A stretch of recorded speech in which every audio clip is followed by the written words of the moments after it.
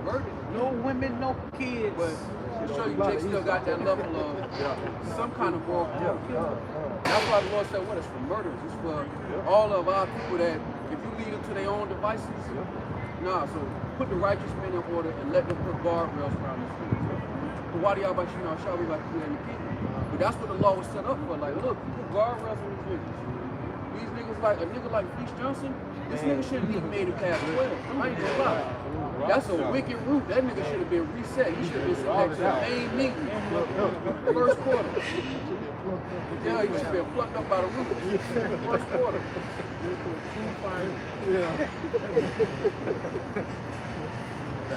Well, oh, you know what? Deuteronomy 7.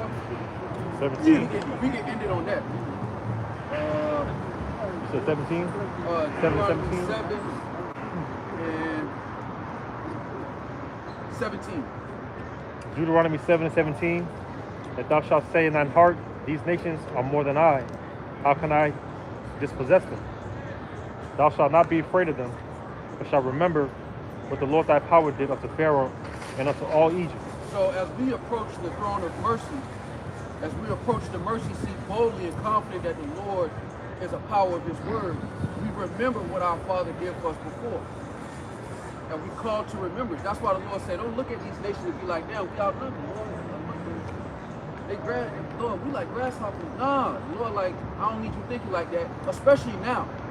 After you done seen what I did for you, it's impossible for you to go into a situation and know that I can't get you out.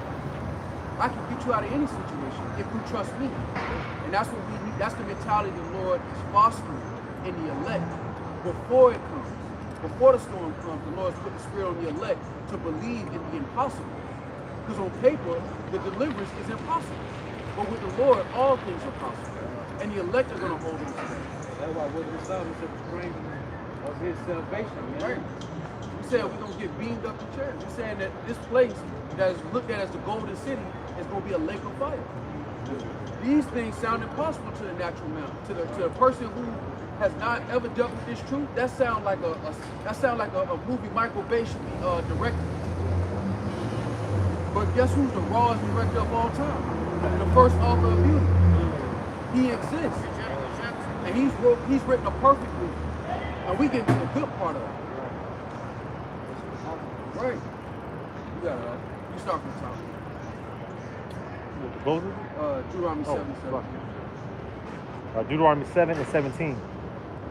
If thou shalt say in thine heart, these nations are more than I, how can I dispossess them? Thou shalt not be afraid of them, but shalt remember what the Lord thy power did unto Pharaoh and unto all Egypt. The great temptations which thine eyes saw, and the signs and the wonders, and the mighty hand, and the stretched out arm whereby the Lord thy power brought thee out, so shall the Lord thy power do unto all the people of whom thou art afraid. So the Lord is saying, everything I did against the Egyptians and y'all was afraid of them, I'm going to do to all these people that y'all so-called scared of. I'm going to show you that Esau's nothing. The Lord is going to show us. And we read the scripture a while back, you're going to hold your peace and the Lord will give it to you. This is how we fight. We fight by telling the world the Lord coming to his kingdom. And he's going to show y'all how far he's going to go at the same time. While I'm picking them up, I'm burning down the house that I kept with you. And that's why this deliverance is going to far exceed the first one. Imagine that you looking down and all your troubles, the bills, the limits, the infirmities in your body, goddamn watching it melt with fervent heat. You just watching it, Lord willing. You just sitting in the chariot like, it's up on us. It's forever from here on out. That's what we fight, but that's why the prophecy of prophecies is our temptation.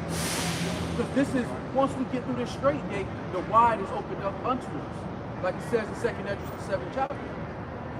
And we get to truly relax now. Right now we're relaxing in faith, but eventually that faith is going to manifest and the world is going to see it. They're going to see that deliverance and then they're going to see Jerusalem coming down. Yeah. And that's the beginning of forever. Right. Sliding in chariots while the heathens got to walk. No. Ain't no Gentile, ain't no. I wish Edomite. Man, you ain't gonna make it on the chariot, man. Access denied. That's a whole. Well, we can chop that cake all day long, 1,000 different ways, man. They was watching us. They was chasing us by the tail. The Lord said no survivors.